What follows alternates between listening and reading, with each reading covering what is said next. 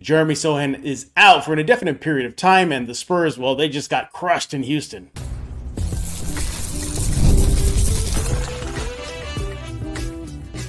You are Locked On Spurs, your daily San Antonio Spurs podcast, part of the Locked On Podcast Network.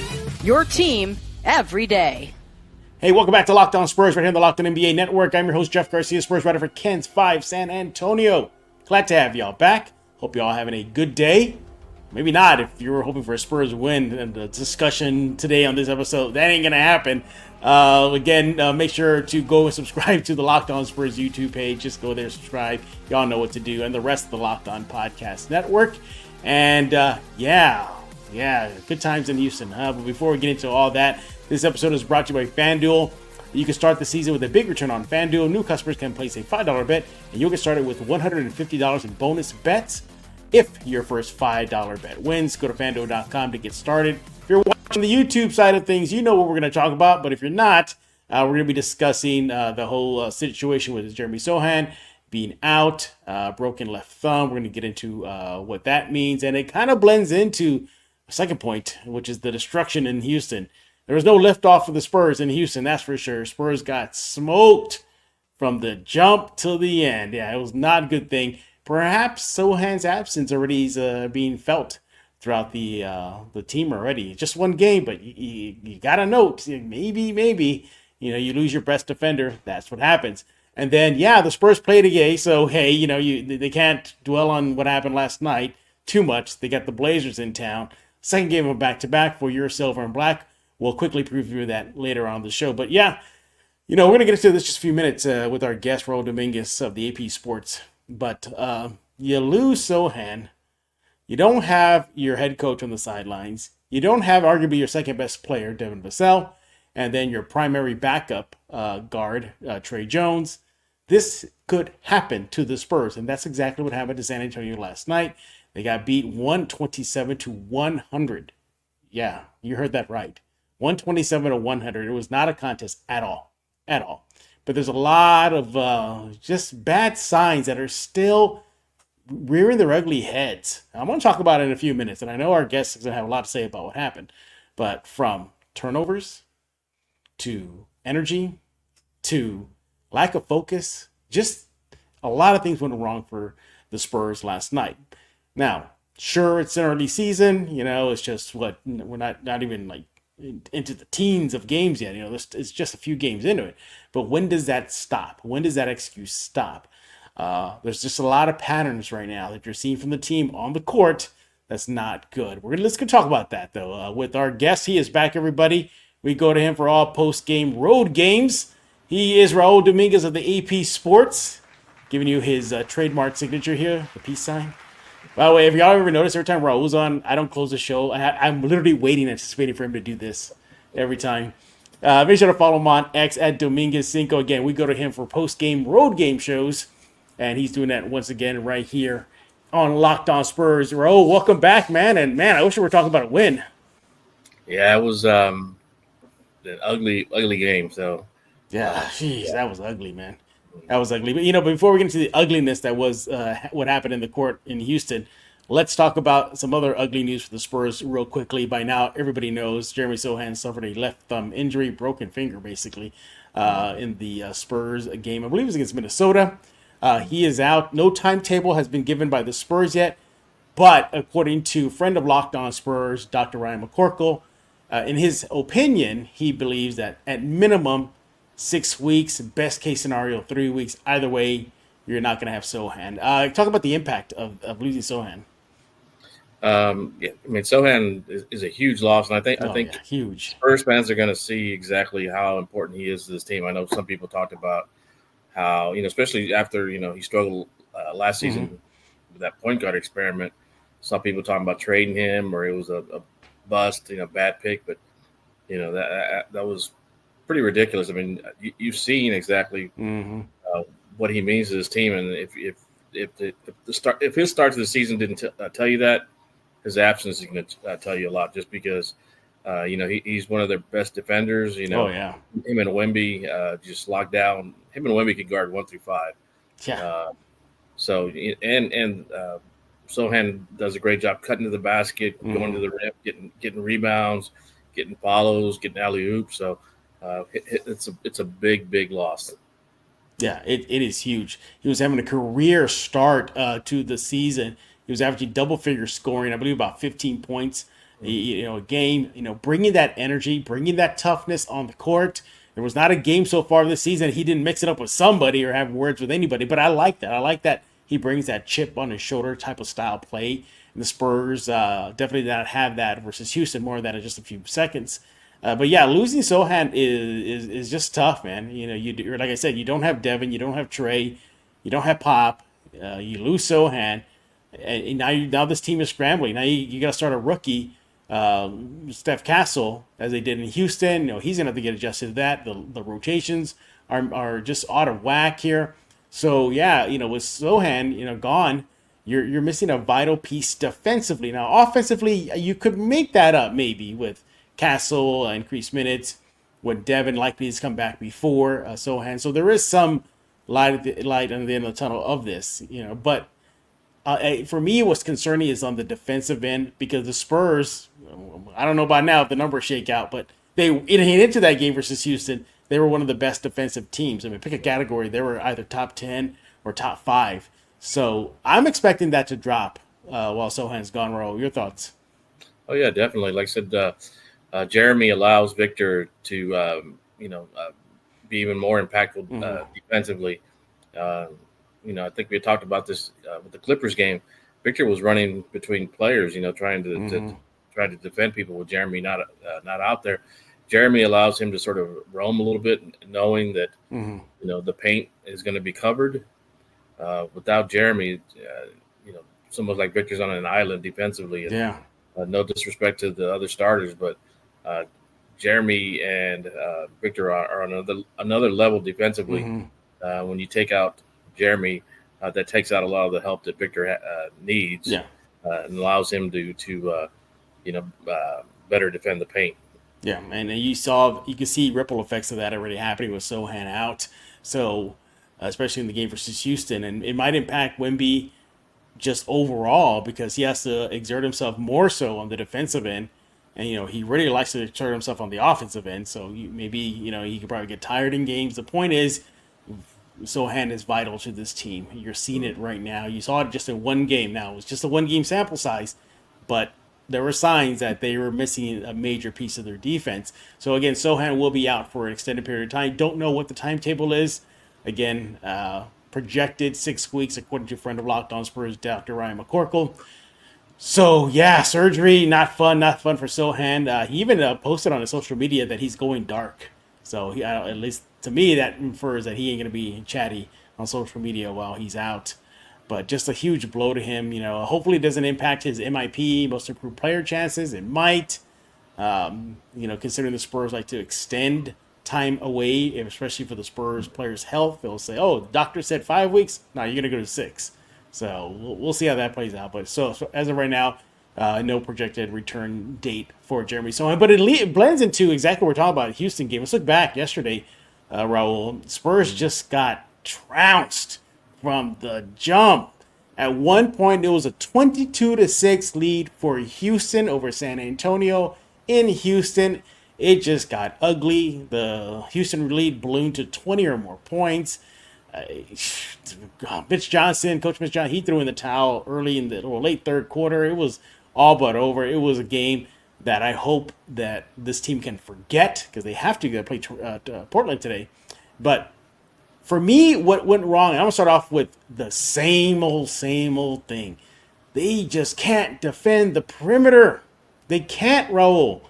We saw open looks for Fred VanVleet. We saw open looks for Green. I mean, the list goes on and on.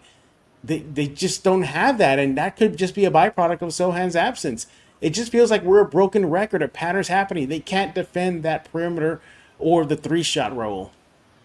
Yeah, they were, Sohan's absence definitely played a part, but they were struggling with that even with him in the lineup. They just don't seem to be doing a good job switching defensively.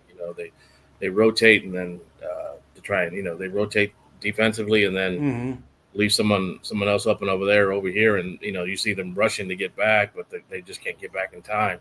Yeah. So it's just could be a little chemistry, not knowing exactly where to be, or if your teammates gonna drop off and pick up that player that you kind of moved off of. So that could be some of it, but like I said, this is a problem that they had even with Jeremy. So Jeremy's absence definitely hurts, but this has been a problem, dating back to last year, as a matter of fact. Yeah. It's just an issue the Spurs have. Now, I had some help with Steph Castle inserting to the starting lineup and replacing Sohan, that there was some like I said, my first thought was okay, fine, a better, a nice plug and play of the defensive end. Here's a guy, Castle, rookie, he's gonna go at these guys, but no, I mean, he's still getting the rookie treatment from refs.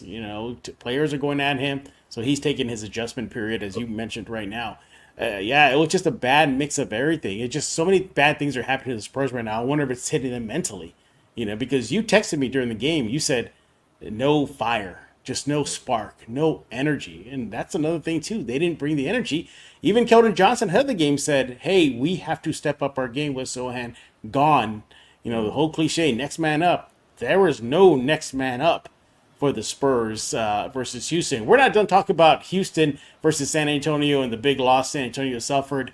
We're going to be discussing that, including looking at tonight's game, Blazers Spurs, in just a few seconds. But I want to talk to you about Skims. What are your usual complaints about underwear? Is it comfort, fit, shopping for it? Is it just guesswork or whatever it is? Look, even though I wear underwear every day, I have not switched up the type of underwear I bought since college. For those of y'all who haven't heard, Skims now offers men's underwear. I'm here to tell you it is worth the hype.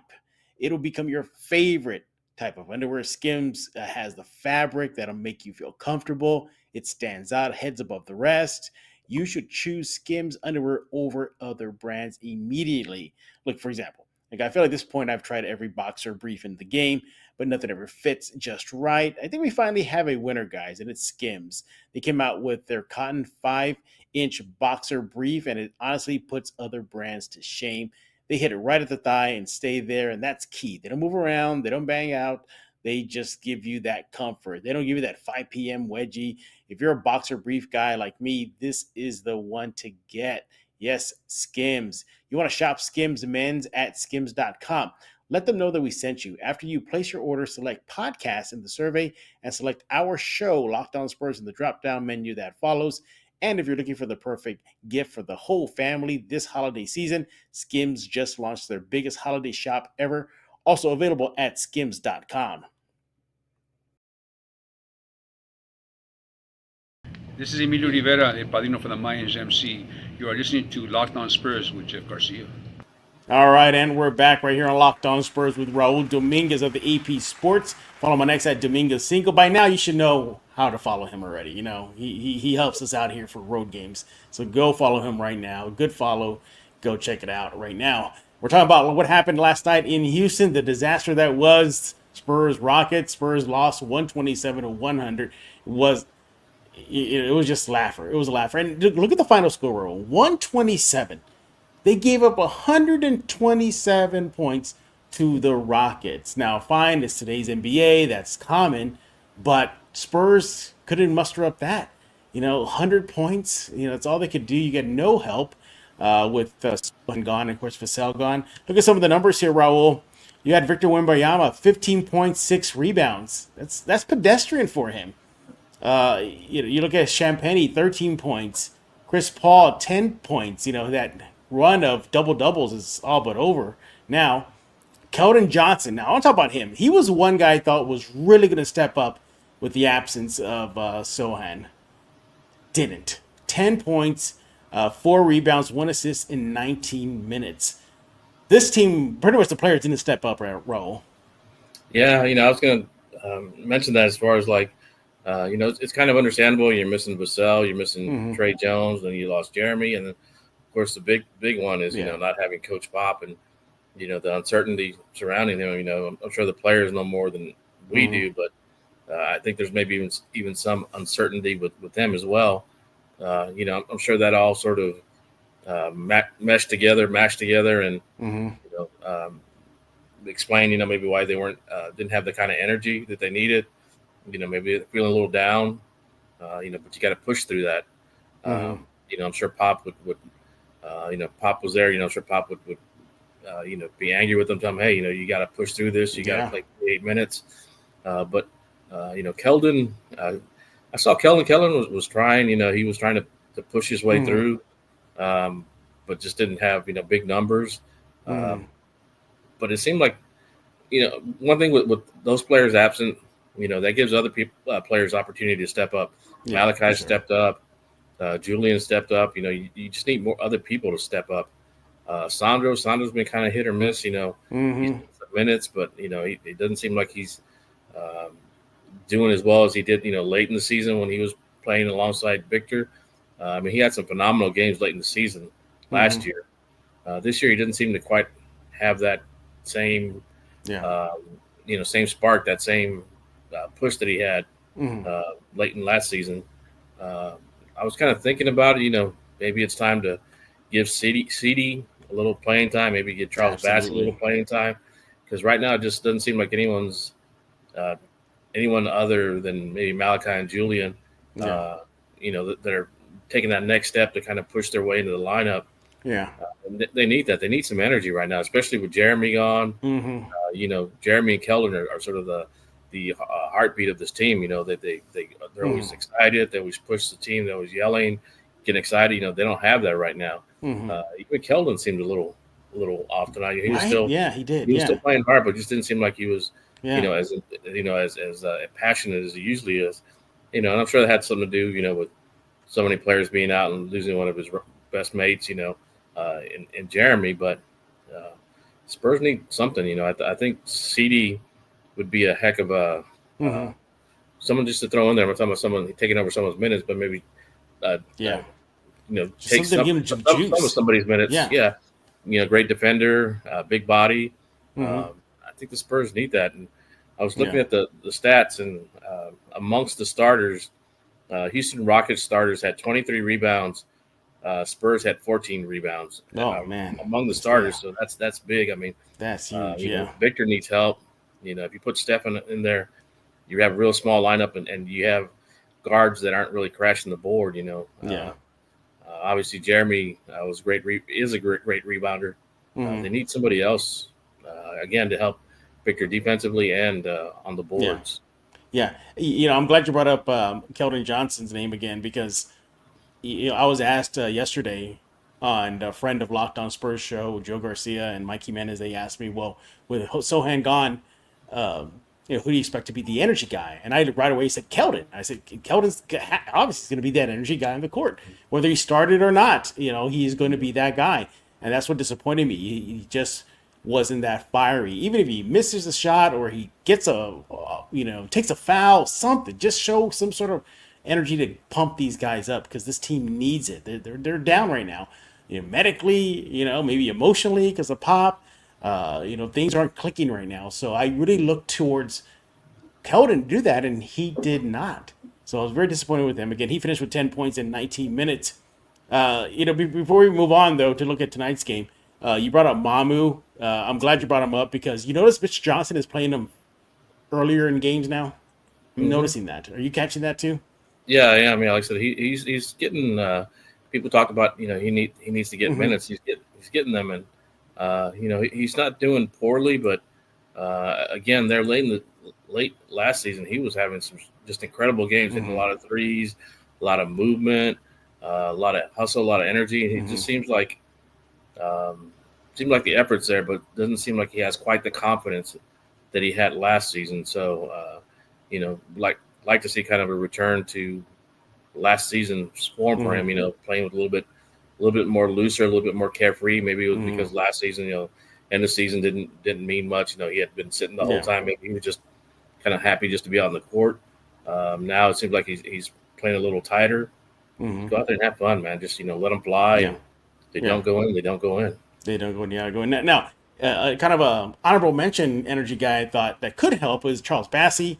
This guy, he's a leaper. He's a beast. He's a big dude. I was hoping like maybe some sort of like power dunks or something again, but they didn't play him till it was all but over. That Mitch Johnson and pretty much emptied the bench at one point in the game. Might as well because they got a game tonight, so might as well just preserve their energy. But yeah, I mean, just it was not a good thing, and I'm glad. Let's look at some stats here now.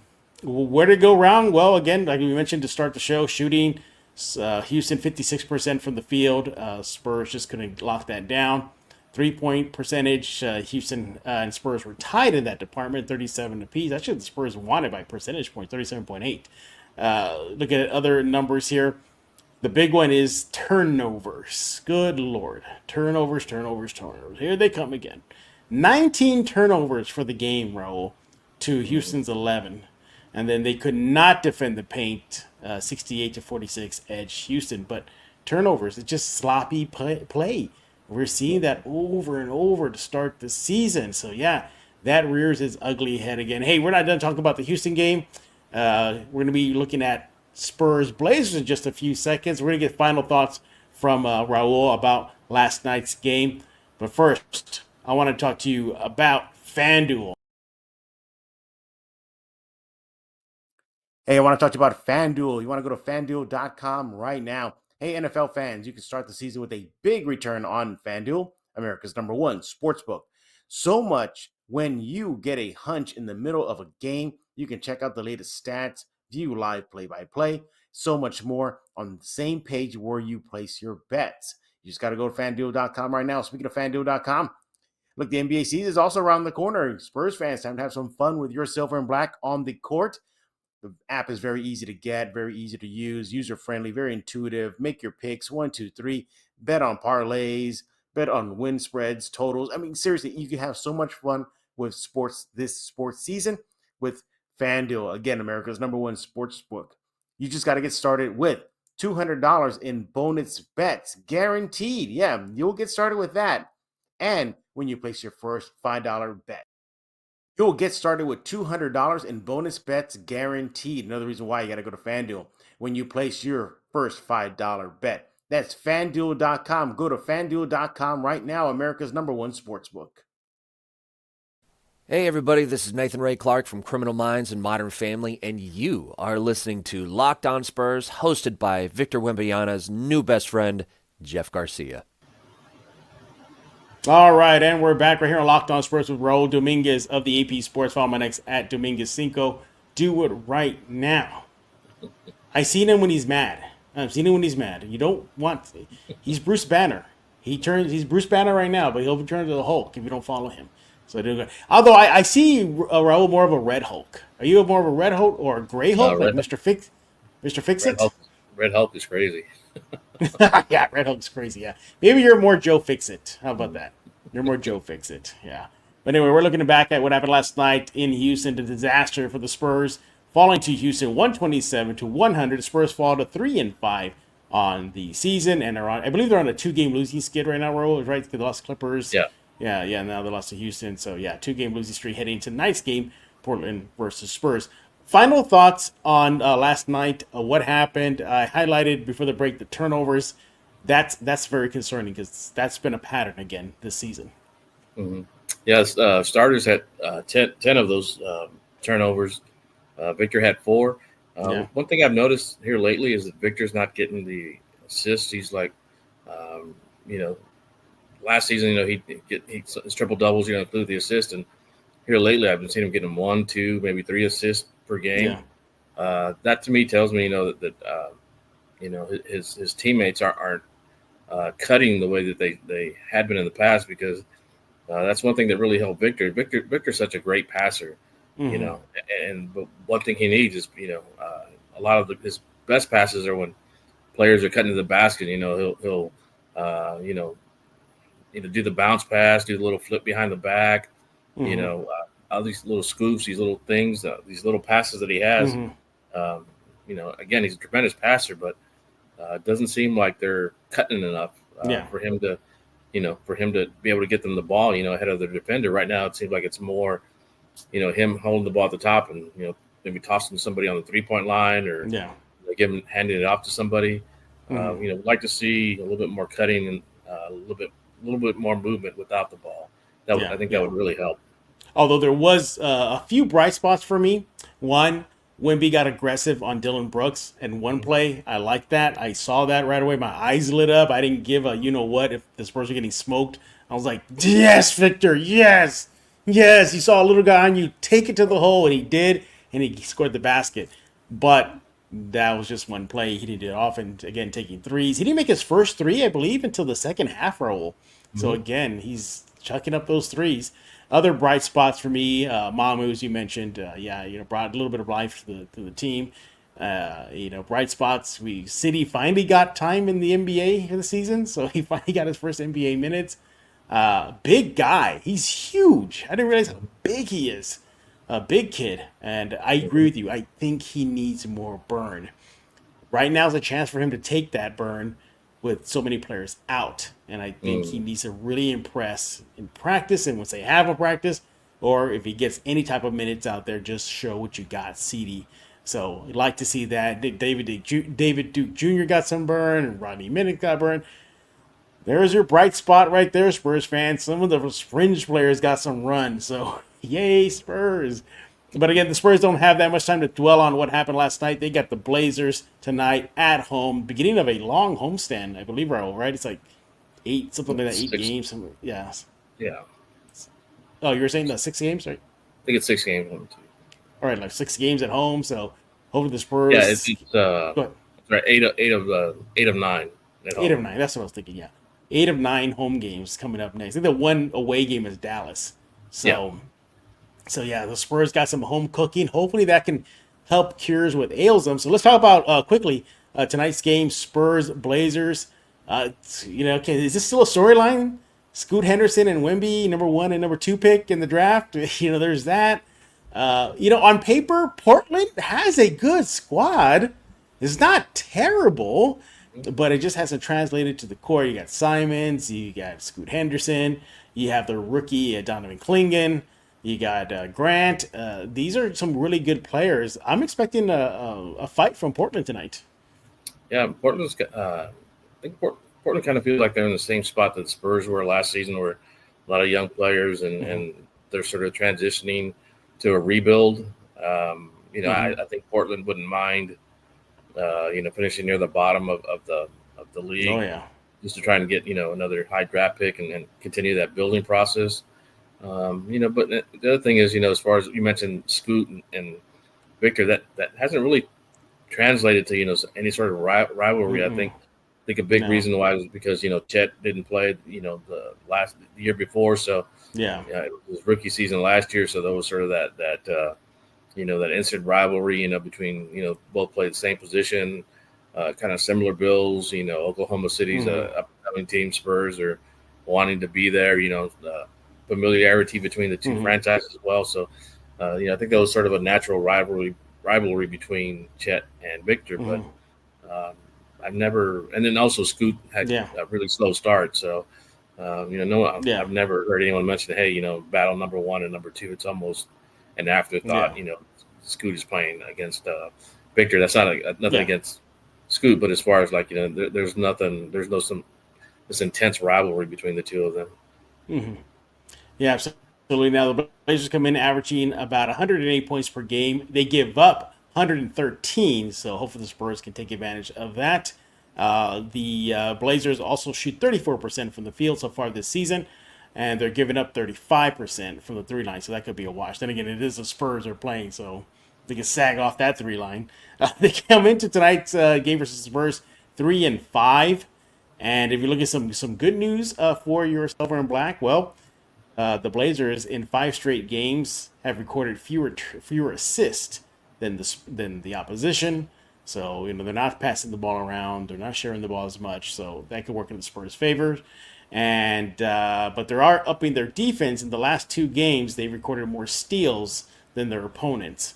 So although the record is 3-5, I hope the Spurs don't take this Blazers team lightly, because this is a game the Spurs should win. I feel like that's going to be a broken record for me the whole season, Raul, but this is a game that the Spurs should win. They sat out the starters. They got early in the game last night. Although Portland's coming in fresh, they didn't have a game last night, so this could be a very competitive game. Yeah, Spurs need it. I think Spurs need to be home. Since they've left, a lot has happened. Losing Jeremy. Finding out that Pop, wasn't going to make the road trip. I think they just need to be home and sort of get back in their own beds and have their fans cheering for them. And For sure. they always play well in front of the Spurs fans, in front of their fans. So I think this is a needed sort of run for them. Having all these upcoming home games, they can get a little bit more comfortable, feel a little bit better about themselves. Regardless of what the record is, I'm sure they'd like to win all the home games, but as long as they're competitive in those home games, I think it's going to do a lot for them. And, hopefully Devin and Trey both get back either, against the Blazers or sometime maybe this weekend. Sure. Haven't heard anything official, but, everything points to them returning soon. So, Spurs need kind of a feel-good moment. And I think Thursday, tonight against the Blazers, I think it should provide that for them. Yeah, absolutely. One more thing before we leave.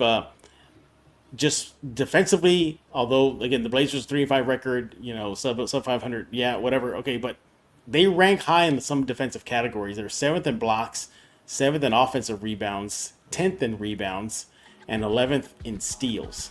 So Chauncey Billups does preach defense, and the numbers do show it. Spurs Blazers tonight. Hopefully the Spurs can snap their 2-game losing streak at the friendly home space that is the Frostbank Center. They're also going to win too. They're going to, because Raul. They're going to see Raul's pretty face in the media room and sits with me in the back. Gets locked out of the media room, texting me to come. But anyway, we'll be back here talking all things Spurs tomorrow as the Spurs season continues. Hopefully there'll be some good news to talk about. It just feels like it's been a lot of bad news lately for this team. From losing, getting smoked, players getting hurt, Popovich. Yeah, hopefully there'll be some brighter days ahead for your San Antonio Spurs. And when they do come, even in the bad times, come here to Locked On Spurs. All your 1-2s, your 1, 2, 3, 4, 5, 6, 7, 8, 9, 10 spot to go to for all things San Antonio Spurs. Subscribe at Locked On Spurs on YouTube, iTunes, Spotify, Ken's 5 Plus app. You know where to go. Go subscribe to us right now. We also have a newsletter. The link is in the below. Subscribe to the newsletter. It's pretty fun. It's a little companion piece for this podcast, Locked On Spurs. So many other things are in there. Good stuff. Not just Spurs. I mean, all around the league, fantasies, a lot of good things. Again, subscribe to the Locked On Spurs newsletter. It's in the description below. Go there right now. Raul, we can't let you go without bragging a bit. Make sure to follow him on X at Dominguez5. What's cooking? Writing up Spurs, and what else you got? That's about it. Just kind of waiting on any sort of update on Pop. Personally, professionally, hopefully, he's okay. Pop means a lot to the Spurs, obviously, and Spurs fans. So hopefully he's okay. Yeah, me too. Yeah, so hopefully we'll give you some good news, or Raul would give it to you on the AP side of things, or here at Ken's 5 for Locked On Spurs. We'll give you some good news with Pop and so much more as the Spurs season continues. But for Raul Dominguez, I am Jeff Garcia. We're going to put a lock on this episode of Locked On Spurs.